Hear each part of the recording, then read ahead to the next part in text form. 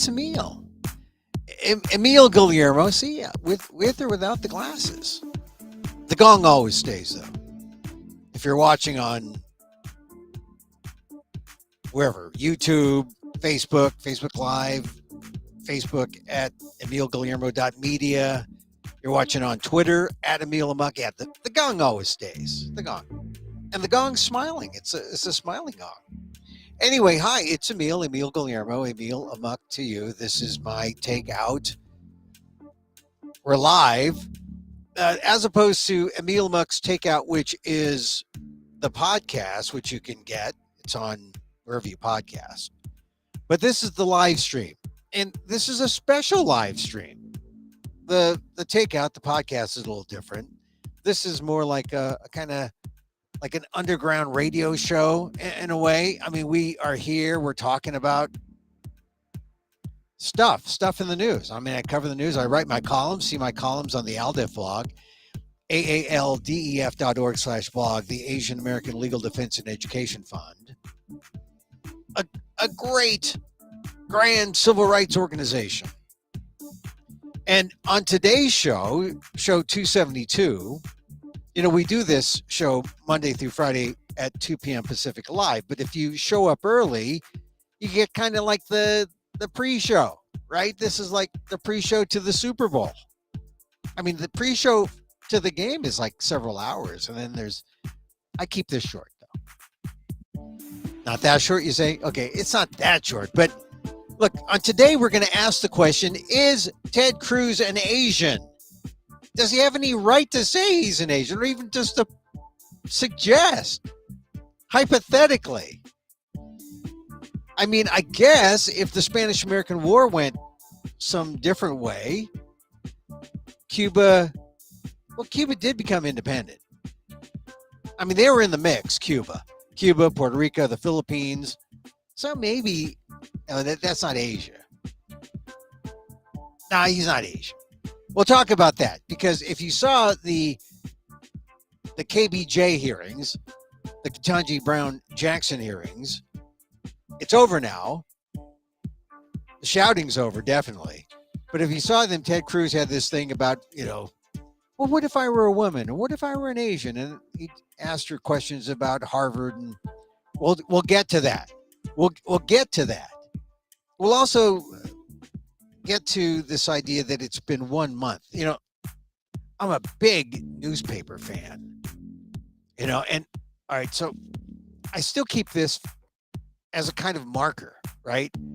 War in Ukraine, Russians push into outskirts of capital and bombard country as deaths mount. This was on February 25th. Friday, February 25th, meaning the Thursday, right? The day that hit the fan. 24th. We're a month in. A month. And look at what's happened in a month. A lot's happened in the month, and there's Joe Biden. As we shift our attention, well, we'll get back to KBJ and the Supreme Court. But the news is all about Ukraine, right? And Russia, and about what President Joe Biden has done to make sure that the NATO alliance is strong. And here's one thing that you have to say, just to be totally honest. You got to say that Joe Biden has had to do a lot of heavy lifting since he was elected. And make no mistake, he was elected. And as leader of the free world, he has really been an exemplar. He's been measured. He has been strong in that measured way, and he has brought the world together. The 30 NATO nations are together like they have not been in the last 6, 10, 15 years. I mean, there is a united sense that, and if you look at the map, you see the importance of NATO. I mean, I think a lot of people don't look at the map. All you got to do is just take a glance at the map of where Russia is, where Ukraine is, and the NATO countries. And you see the importance of that kind of unity. So you got to hand it to Joe Biden. You got to hand it to Joe Biden, who was there today, gave a press conference. He said there are more sanctions. There is going to be 100,000 Ukrainians. Let's see. They're going to welcome 100,000 Ukrainians to the United States, although many are going to really prefer to stay there in Europe. But the humanitarian response was there. He's supplying more weapons, not significantly exactly what President Zelensky of Ukraine wants, but there's humanitarian assistance. There's $1 billion of humanitarian assistance, $1 billion on top of other billions that we've given to Ukraine to support it. There's the 100,000 refugees to the U.S. I mean, there are a number of things, but this was his press conference today, right? NATO established, as you already know, 4 new battle groups in Romania, Hungary, Bulgaria, and Slovakia to reinforce the Eastern Front. And mind you, this is on top of the 100,000 U.S. forces that are stationed throughout Europe to defend NATO. This is all in 30 days. This has happened. Putin was banking on NATO being split. My early conversation with him in December and early January was clear to me he didn't think we could sustain this cohesion. NATO has never been more united than it is today. Putin is getting exactly the opposite what he intended to have as a consequence of going into Ukraine. We've built that same unity with the European Union and with the leading democracies of the G7. This is kind of like a little muscle flex from Joe Biden. If people don't think that Joe Biden's doing enough, there's more sanctions today that he announced. And it's going to take time because you juxtapose that against what's happening in Ukraine and you say to yourself, man, what's going to get Putin to stop this savagery? That's the question. So at the press conference today in Belgium, they asked about, let's go to the question. The question was asked of the AP. Threat of chemical weapons being used. He warned about the real threat of chemical weapons being used. Have you gathered specific intelligence that suggests that President Putin is deploying these weapons, moving them into position, or considering their use? And would the U.S. or NATO respond with military action if he did use chemical weapons? On the first question, I can't answer that. I'm not going to give you intelligence data, number one. Number two, we would respond. We would respond if he uses it. The nature of the response would depend on the nature of the use. And that's the other significant thing. That's how united NATO is. They're ready to respond. And there's all this talk about, well, will Putin use chemical weapons or worse? They're prepared. NATO is prepared. Another question came up, and this is significant because, I talked about this on my column, or in my column on the ALDEF blog, Asian American Legal Defense and Education Fund blog. And I said, Biden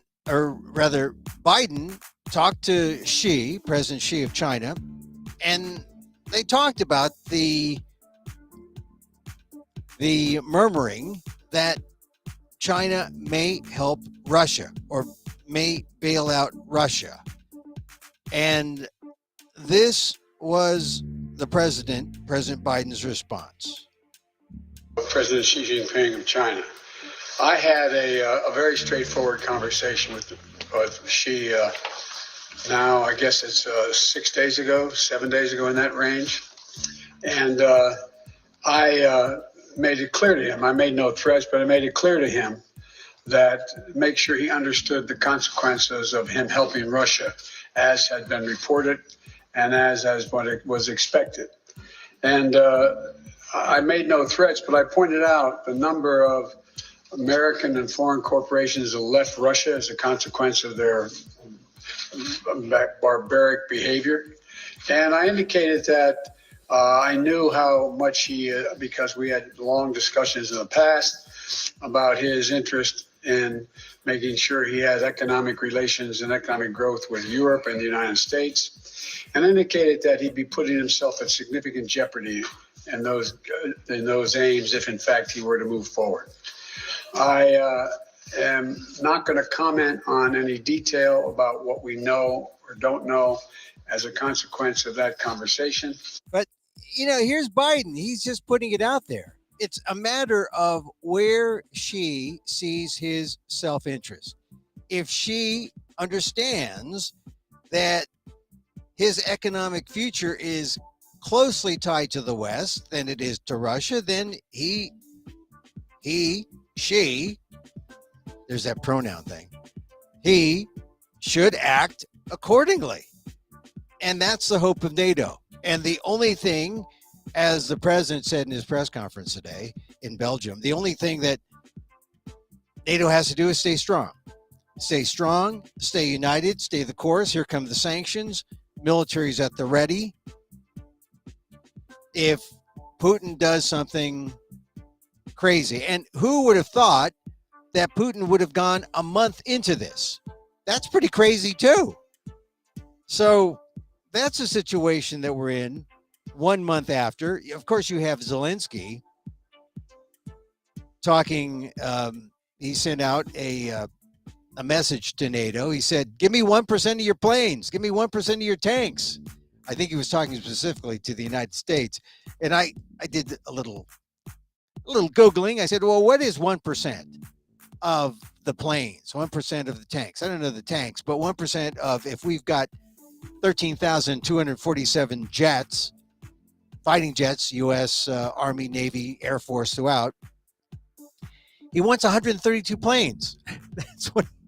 Give me 1%, says Zelensky. I mean, look, he stopped saying, give me a no-fly zone. He stopped saying, let Ukraine join NATO. But he is saying, we need help. We need help. And who can deny? You see the pictures. Ukraine is being hit. Now, one thing, and this is, I also host the PETA podcast. And if you go to the PETA podcast, I talked to members of PETA Germany who, on a humanitarian effort, went to the Polish border and then into Ukraine. They're in Lviv. And they've got a little kind of like an underground railroad for animals, bringing animals from Ukraine back into safety to veterinary care in Poland, and some are going to other countries like Germany. PETA, Germany has saved 800 animals. So I'm just saying that it's bad for the people, of course. It's worse for the animals. Well, one thing, when I was talking to the PETA folks who are in Ukraine, I was looking at an actual map of where the targets are. And the targets are in Kyiv, which is in sort of the north central, and Kharkiv, which is in the north. And then Mariupol, which is getting creamed in the south and east, and of course the Donbass in the east. Lviv is all the way to the west, and there are parts of Ukraine that are not experiencing the kind of artillery shelling that the other parts of the country are, notably Mariupol and Kyiv. But I asked the people on the ground in Ukraine, because they're getting animals from all over. Lviv is the hub where animals are being brought to them, and they're bringing the animals up to Germany. But I asked, what was the spirit like of the people? And they were saying how people don't smile. Even though it's relatively common in Lviv, they know the country has been invaded. They know the country is being shelled. And there was like this sense I was talking to this one PETA activist who was in Ukraine. He says people don't smile. It's sad. 1 month in, and I don't know how if you've sort of kept it walled off from your life. I know a lot of people are just, their hearts are bursting, right? They see what's going on. How do we deal with this? And we got more than 3 million refugees. Biden today announced that there's going to be 100. The U.S. is going to take 100,000 refugees. There was another report today that said 1 in 2 Ukrainian children have been displaced. I mean, this is just, 5 months ago, we're even thinking about anything like this. 5 months ago, 5 years ago. No, and just remember who enabled Putin, who said, oh, let's get out of NATO. Oh, NATO's not our problem. We're not the policemen of the world. We're not the policemen of the world, but we are the leaders of the free world. We are the leaders of the democracies of the world. And look at what Joe Biden has had to do in a year to get to the point where in 30 days, he can mount this kind of response leading the NATO nations. So I think you've got to look at Joe Biden in Brussels at that NATO summit, that emergency NATO summit, and you got to tip your hat to the guy. You may or may not like Joe Biden. I think he's done a heck of a lot for Asian Americans. Just in the first month of, when he was in office, or, when he began. And I don't want to call this a victory lap, because there's no victory, but it is a moral win to be able to get the 30 NATO nations together and to fight, or to stand up. Now, at some point, they may have to do more militarily, but they're hoping the sanctions work. I hope something works. I keep looking at the pictures and the news, and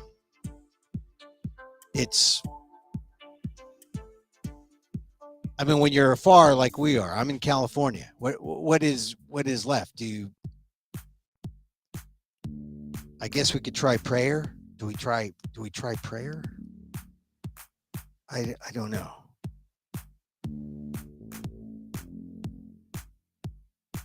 So, I need to play my swish.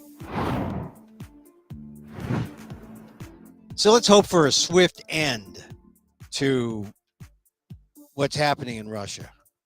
I don't know exactly what it's going to be, but let's hope that if Putin sees how united, all the calculus that he had set up is all wrong, that NATO would crumble, that there would be no response. Just as Joe Biden didn't expect that he'd be in this situation a year into his presidency, Vladimir Putin, a month into this invasion, thought he'd be on easy street, thought he'd be king of Ukraine by now. A month, and he's still fighting. So let me talk about this next topic, because this is important. Ketanji Brown Jackson. Did you see her? I got to tell you, I told you after the first day, when it was just, here's Ketanji Brown Jackson, here's people saying nice things about her, and here's the oratory star who's going to speak, and she spoke well of what she believes in, how she approaches things. That was the setup, right? And then, of course, day 2, what I called the red day because she was wearing red. And then day 3, yesterday, which I called the blue day because she was wearing blue. She got mugged. She got mugged by the Republican Party. It was almost pornographic, pun intended, because from Graham to, it was almost like the Trump or the auditions to see who would be the next Trump of the Republican Party. Because who was there? There was Lindsey Graham, who's got a lot of problems. There was Ted Cruz, who's got a lot of problems. There was Tom Cotton, who's got a lot of problems. There was Josh Hawley, who's got a lot of problems. All of them were, well, I know probably not Graham, but certainly Hawley was, maybe Josh Hawley of Missouri has done more to be the next Donald Trump, and then followed by Cotton and then Cruz. Like, I mean, there's people worse than Ted Cruz. Yeah. Josh Hawley he just swings for, he was, oh, Putin, smart, genius, just echoing everything that Trump says. And then since the invasion, it was like, oh, now we have to do everything we can to get Putin. Oh, I guess you're allowed to change your mind. But no, this is part of the hypocrisy of Washington.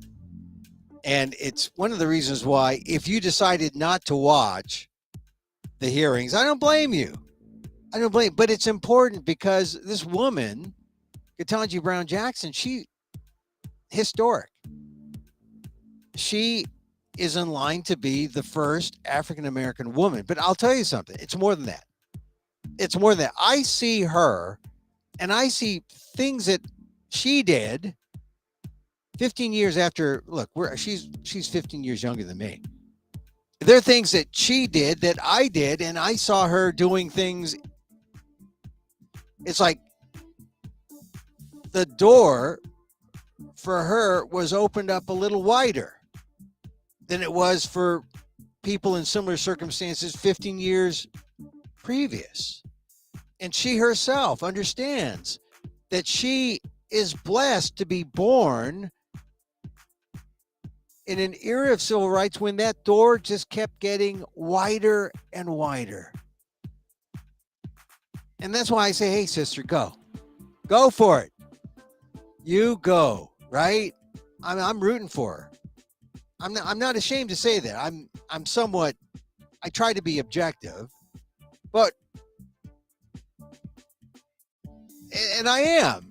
Before the hearings, I knew nothing really about Ketanji Brown Jackson before the hearings. In fact, go back to my LDIF columns. I said when she was nominated by President Biden, I said, yeah, President Biden, you couldn't pick an Asian? Asians haven't been there yet. You couldn't pick an Asian American? I mean, there is an African American on the Supreme Court, Clarence Thomas, who's still sick, by the way. They haven't released. I haven't seen anything released, and you know he's in the hospital by virtue of a 6-3 vote. That's how we know it's real. That's a nice, kind little rib. No, I hope he gets better. Although I know, at least health-wise, I know some things you can't be helped, but I hope he gets out of the hospital soon. But Ketanji Brown Jackson, when she was first nominated, I said, I didn't quite understand, right? I mean, I knew she was good, and she's been through this process 3 times before, so I guess they figured that, oh, she'll just waltz through. Ha! Were they wrong? She was mugged by Graham, by Hawley, by Cruz, by Blackburn, Marsha Blackburn of Tennessee. And I just kept looking at her and seeing her strength and seeing her resolve. I mean, Senator Durbin, the Democratic chair, said the attacks were vicious. His words, vicious. I say they're vicious, they're hateful. It really is the reason why people are turned off to the whole process. But you know, Ketanji Brown Jackson, she stood up there, and how can you not love this woman? How can you not say on the purple day, the first day, on the red day, the second day, or on the third day, the blue day, when she was wearing the blue blazer, how can you not say that you're in love with this woman? Because you see ourselves in her. She represented us. I mean, I know there's not an Asian American on the court, but if she's in there, I'm happy it's her, because I know that she would have our best interests at heart.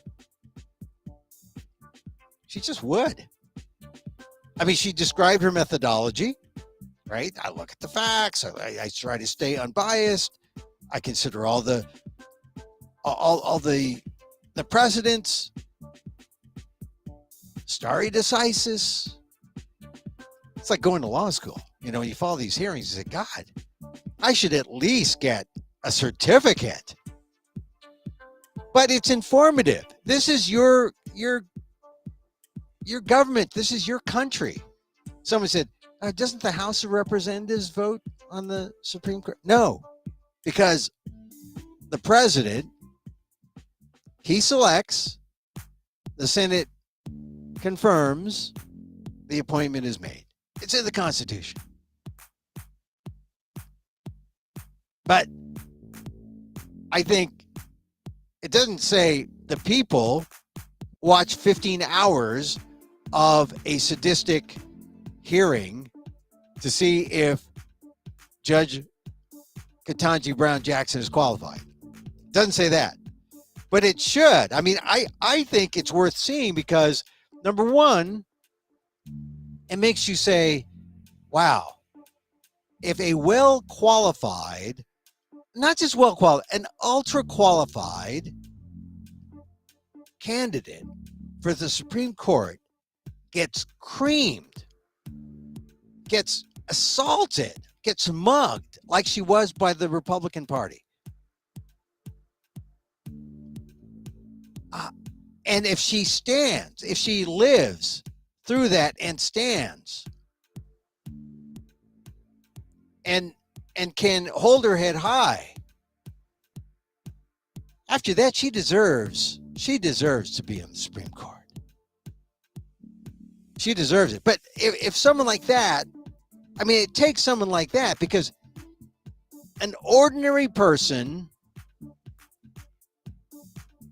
would absolutely wilt. I think maybe that's the point. I hope not, but I think maybe it is. So I want to play two clips from the hearings that I think are worth revisiting. I played the Holly clip yesterday where he kept badgering her and she kept saying, I've answered that question. Well, Cruz was before Holly and he had done the same thing on a number of issues. This one clip I'm going to play is with, it considers race and gender and the Harvard affirmative action case. So here is Ted Cruz. Under Article 3 of the Constitution, federal courts have jurisdiction over only cases and controversies, which means under the Constitution it has to be an actual dispute, that federal courts cannot simply issue advisory opinions on a question they may have a view on. And one component of Article 3 jurisdiction is the requirement of standing, that in order for a plaintiff to have standing to bring a case, that plaintiff, at least generally speaking, must have a real and concrete injury. Is that right?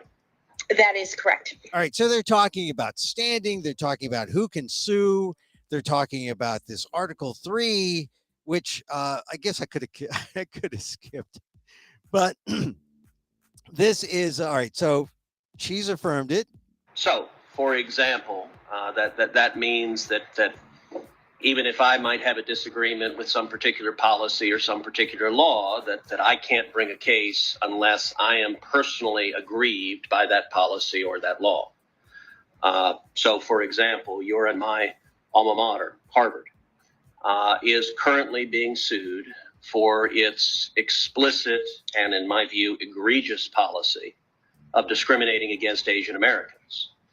Even though I think that policy is egregious, I, as an individual plaintiff, could not bring a lawsuit challenging it because I'm not Asian American. Is that right?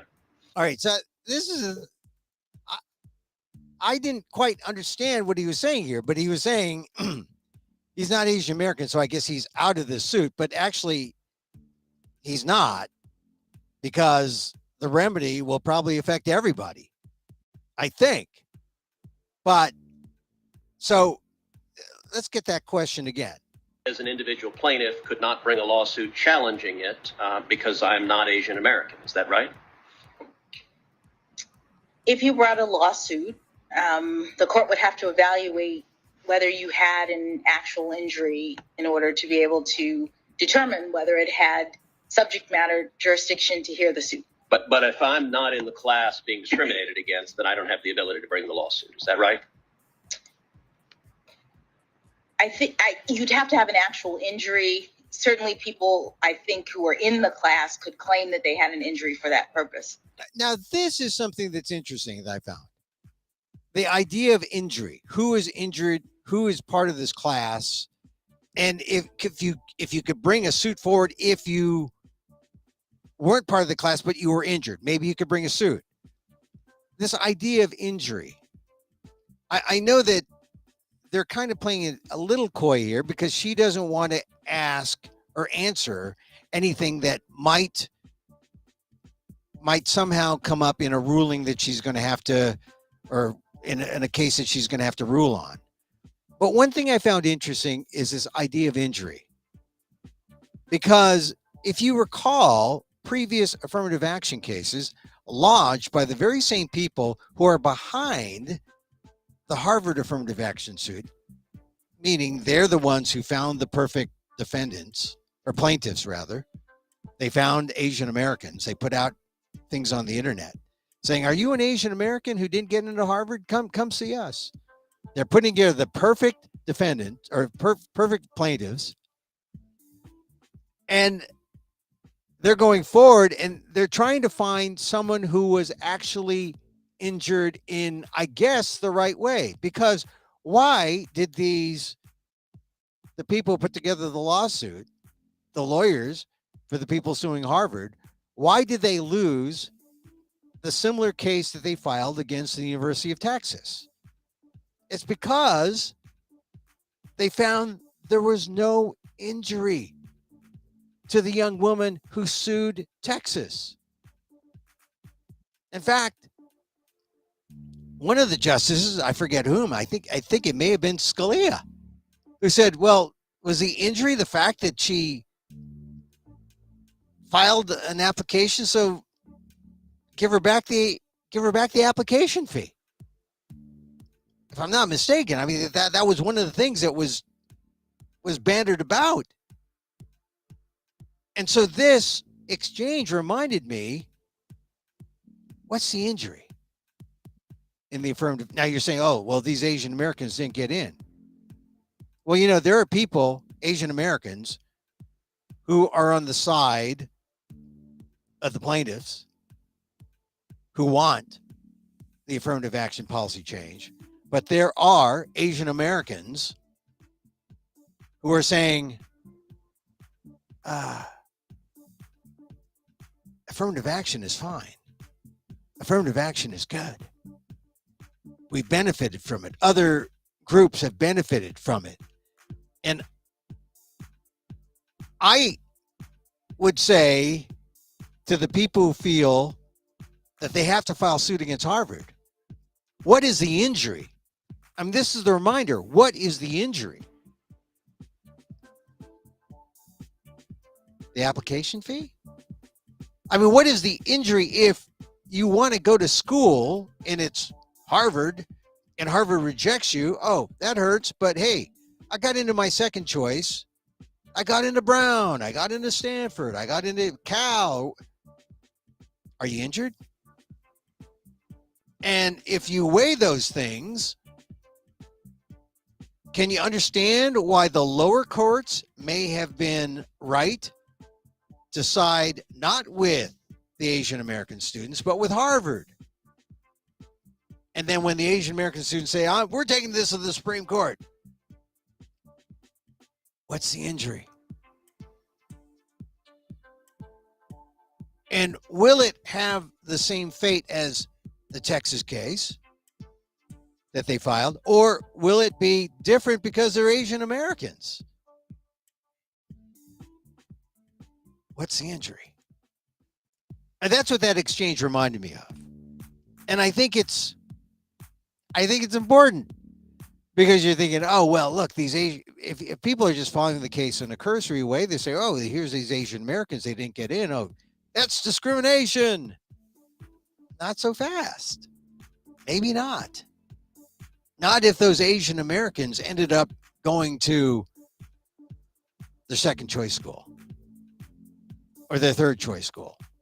My second choice was Yale, and my third choice was, Brown, because I'm brown. I mean, really,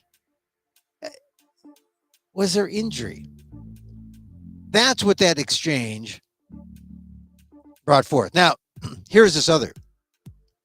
Cruz went on. So now you're on the board of overseers of Harvard. If you're confirmed, do you intend to recuse from this lawsuit? That is my plan, Senator. Okay.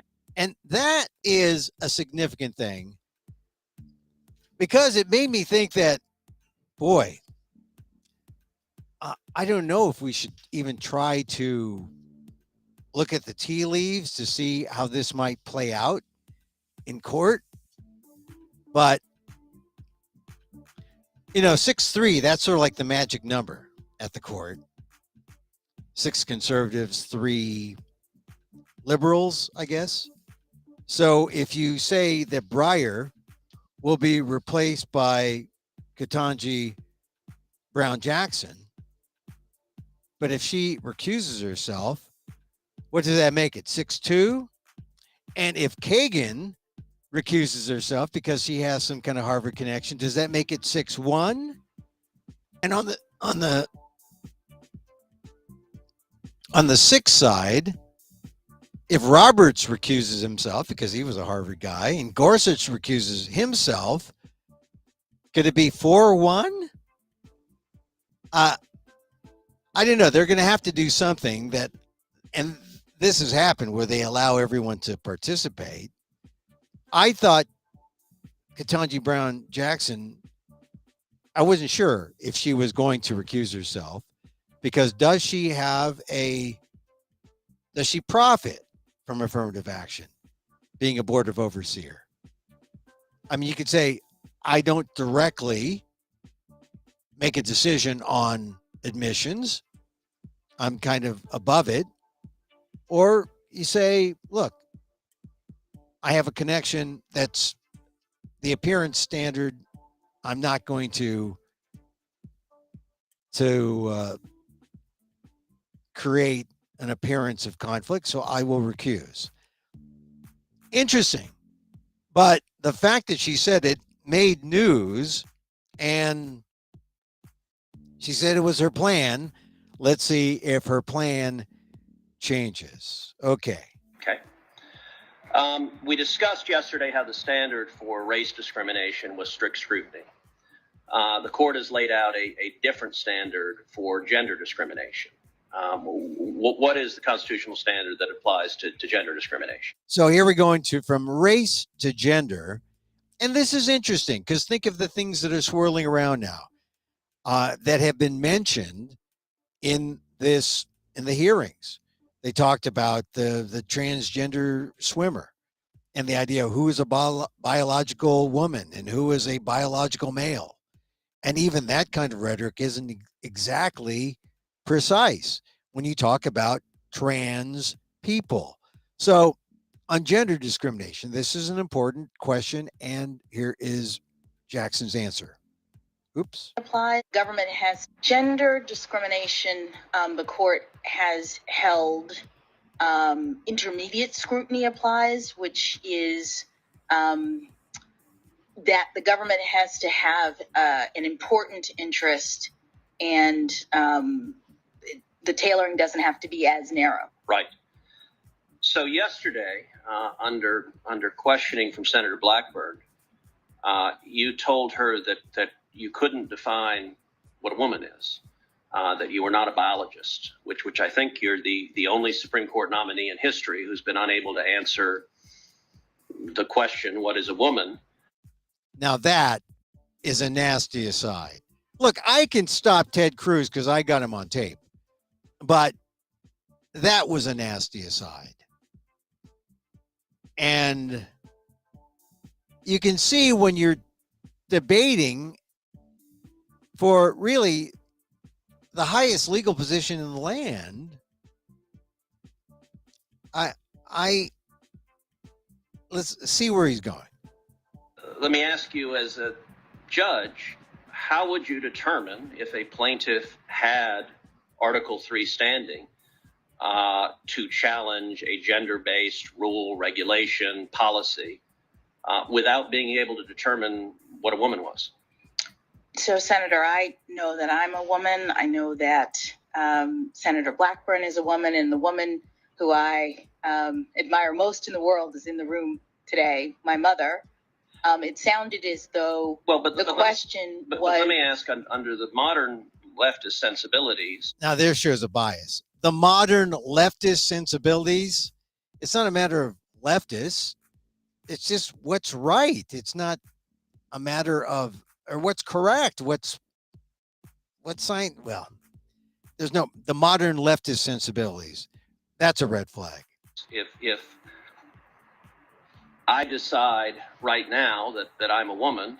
Oh, now, if someone were attacking Cruz in the same way that he's attacking Jackson, he can come back and say, oh, remember the day that Ted Cruz said he was a woman? Totally taking it out of context, right? For humorous reasons, or maybe just to badger, because that's all that the GOP did during their chance to really explain or to investigate or to really explore just who Ketanji Brown Jackson was, and to explain to their constituents why she was either qualified or not. But you got to do it in a legitimate, honest, intellectual way, not in this sort of, say I'm a woman now. If I decide right now that I'm a woman, then apparently I'm a woman. Does that mean that I would have Article III standing to challenge a gender-based restriction? Senator, to the extent that you are asking me about who has the ability to bring lawsuits based on gender, those kinds of issues are working their way through the courts, and I'm not able to comment on them. Okay. See, that was the only answer she could give, because she doesn't want to bias herself in future cases, and these cases are working their way up the chain to the Supreme Court. This was once again another gotcha kind of attempt by Cruz, which is why these hearings are just, they're almost, well, in some ways they're necessary, but in many ways this shows why they're unnecessary, because it allows someone like Cruz to try to play these games, these political games that we don't need in a court that's supposed to be above that. Okay, if I can change my gender, if I can be a woman, and then an hour later, if I decide I'm not a woman anymore, I guess I would lose Article III standing. Tell me, does that same principle apply to other protected characteristics? For example, I'm an Hispanic man. Could I decide I was an Asian man? Would I have the ability to be an Asian man and challenge Harvard's discrimination because I made that decision? See, that's silly. First of all, he doesn't have to be an Asian. He could just be himself. If he feels there's discrimination, he can sue against Harvard. If he wanted to, if he was silly, if he wanted to, join up with the right-wing lawyers who keep filing these suits because that's their career. I mean, that's a silly. I mean, the premise is, I can only file suit against Harvard because I'm Asian. No, you could do it as an Hispanic man. You don't have to say you're Asian. But you see how you make it sound ridiculous. You make it sound absurd to try to prove that the overall point is absurd. But the overall point isn't absurd. I mean, the Harvard lawsuit is absurd. But the way Cruz is arguing it is, hey, I'm just going to prove the whole damn thing is absurd. Hey, I'm an Hispanic man. Can I be an Asian man? No, you can't, Ted Cruz. I don't think you'd qualify. I just don't. Senator, I'm not able to answer your question. You're asking me about hypotheticals and I'm asking you how you would assess standing if I came in and said, I have decided I identify as an Asian man. Please don't, Ted Cruz. Don't identify as an Asian man. Assess standing the way I assess other legal issues, which is to listen to the arguments made by the parties, consider the relevant precedents, and the constitutional principles involved, and make a determination. Okay. And that was how that went. And then he went off to porn, soft porn, which is another one of those specious arguments you cannot make the leap that on some cases where Ketanji Brown Jackson did not give the max sentence, it doesn't make her soft on crime. She sent everyone who was involved in some kind of child pornography case. She sent them all to prison, but they're not all the same. I think that was the point. And that there are guidelines and some leeway given in the guidelines, and that not everyone in the country, well, actually a vast majority of the people, judges in the country, feel that the guidelines don't give enough guidance. And so judges are left on their own. The judge isn't soft on crime. She's not soft on child pornography. It's a red herring that's brought up by the Republicans to make you question and make you doubt Judge Ketanji Brown Jackson. So I think she's going to pass, but it's going to be tough because it's a very tight, narrow, it's like the Straits of Panama, right? You got to get through them just right. All the Democrats have to stay together. Joe Manchin, there's talk that people are trying to lure him away to vote against Ketanji Brown Jackson. That probably is not going to happen. Same thing with Sinema. So the Democrats are in order. And then Kamala Harris, vice president, breaks a tie. But there are some Republicans who may want a horse trade for their insurance vote. Murkowski, Alaska, Collins, who's always on the fence, Romney. There's some retirees, Richard Burr. Roy Blunt is not a retiree, but he might be on the fence.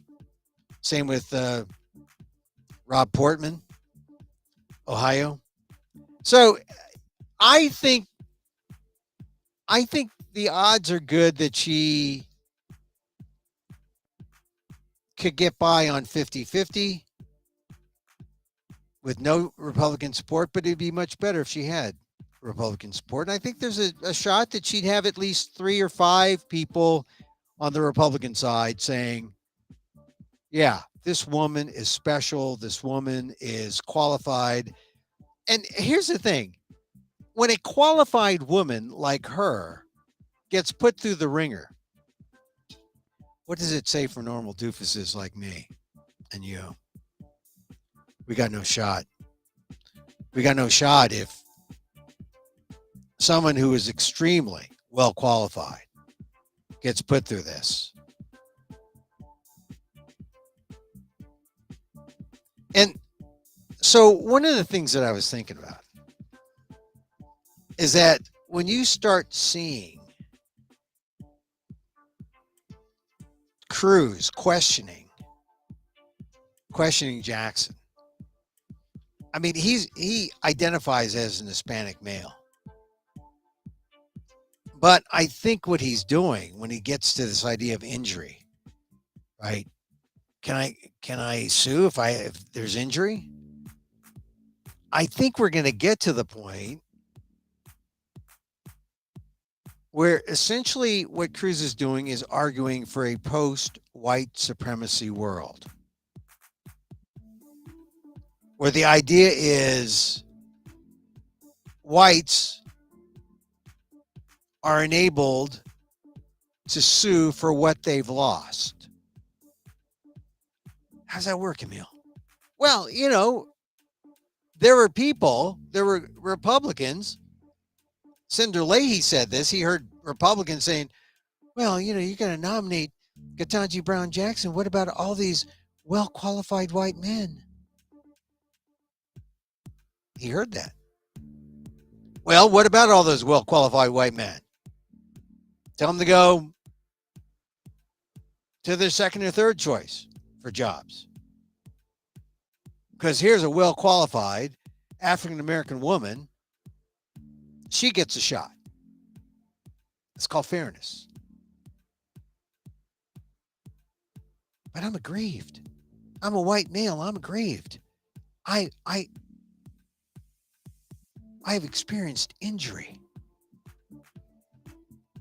Well, then I guess this is how you sue in the post-white supremacy world.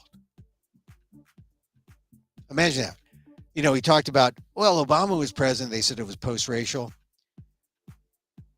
This is the post-white supremacy world, where whites will sue for what they've lost.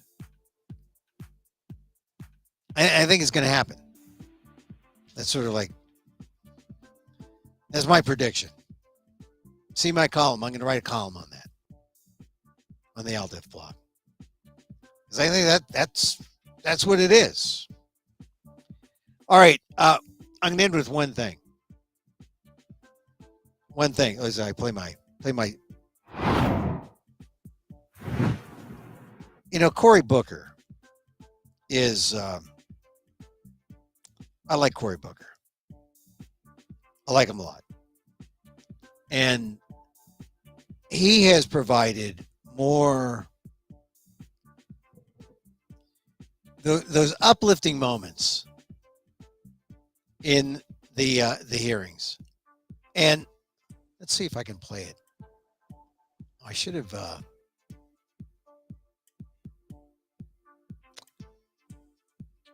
let me play the clip.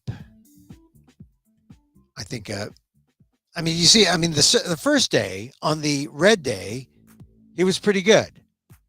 But on the blue day, he was better. He was better on the blue day. And let me see. He was better on the blue day. So here was Booker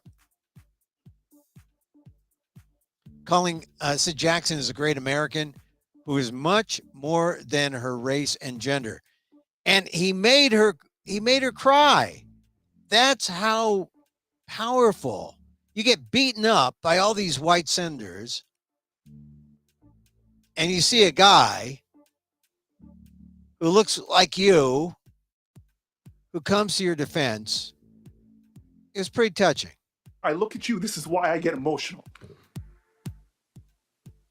I'm sorry, you're a person that is so much more than your race and gender. You're a Christian, you're a mom, you're an intellect, you love books, but for me, I'm sorry, it's hard for me not to look at you and not see my mom, not to see my cousins, one of them who had to come here and sit behind you.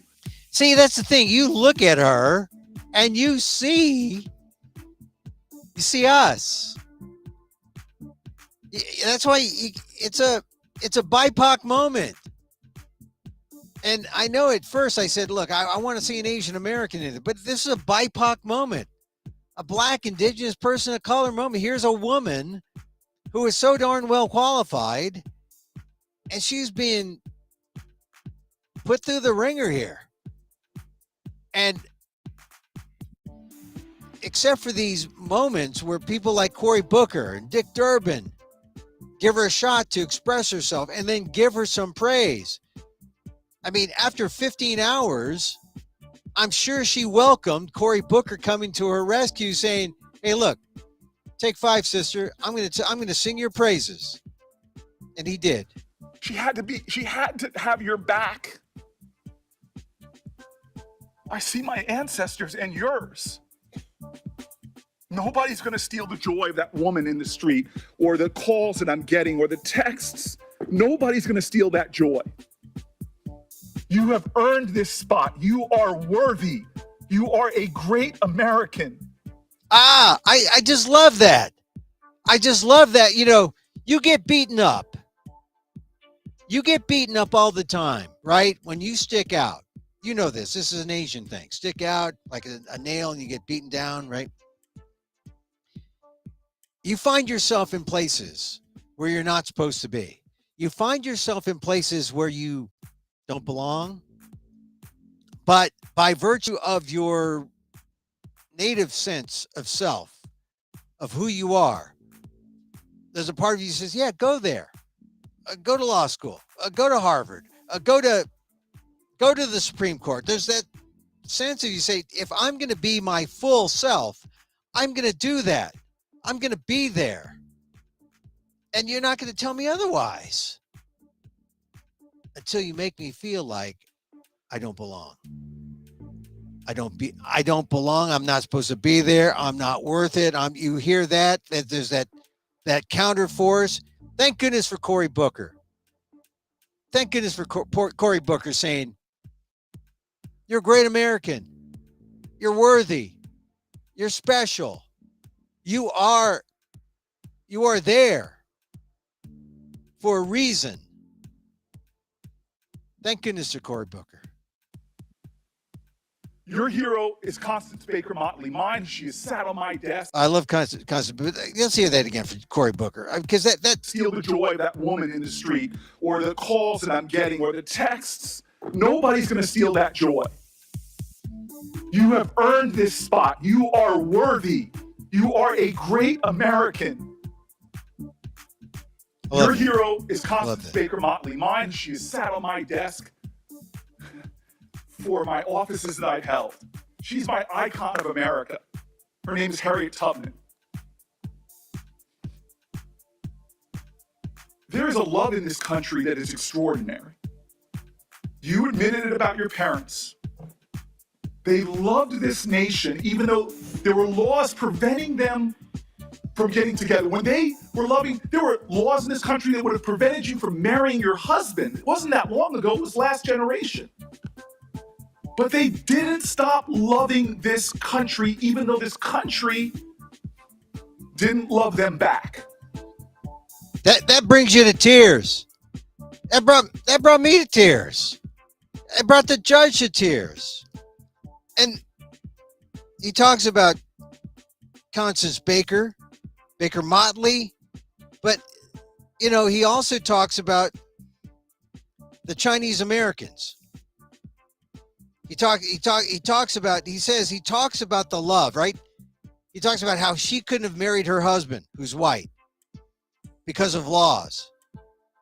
And then how their parents lived in legal segregation.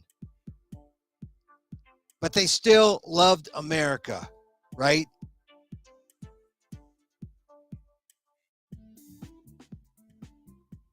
America will be.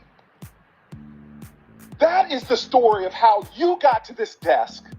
You and I and everyone here, generations of folk who came here and said, America, I'm Irish. You may say, no, Irish or dogs need to fly, but I'm going to show this country that I can be free here. I can make this country love me as much as I love it. Chinese Americans first forced into near slave labor, building our railroads, connecting our country, saw the ugliest of America, but they were going to build their home here and say, America, you may not love me yet, but I'm going to make this nation live up to its promise and hope. I'm telling you, Cory Booker just put it all together. He made a diversity speech. That's what it was. I love what Cory Booker said yesterday. And he says, it's not going to be over after the hearings. They're still going to be out there when the vote goes to the full Senate. And he says, it's not going to stop. And that heck, and they're going to accuse you of this and that heck. In honor of your person who shares your birthday, you might be called a communist. But don't worry, my sister. Don't worry. God has got you. And how do I know that? Because you're here. And I know what it's taken for you to sit in that seat. And that is, man, these are the moments that got me. We know what it took to be in that seat.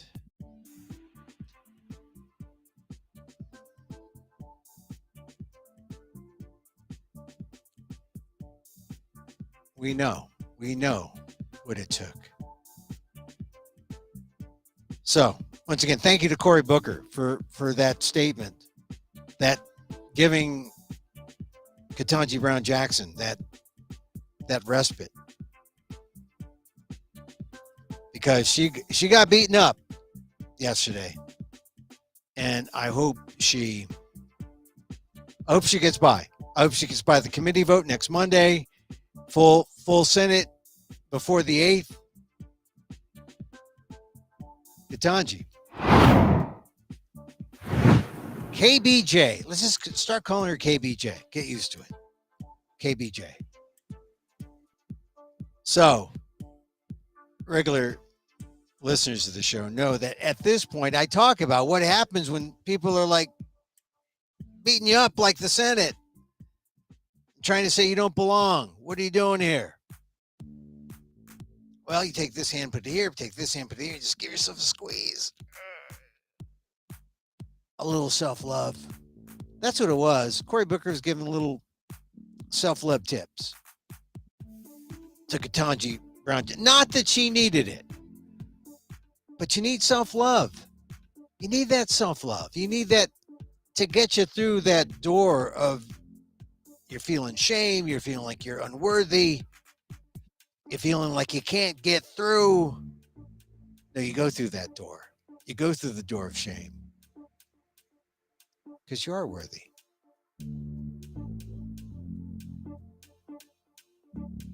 And so, as I wish for me, I wish for you. Our loving kindness meditation. May you be safe. May you be happy. May you be healthy. And may you live with ease. Emil Guillermo here. Till next time.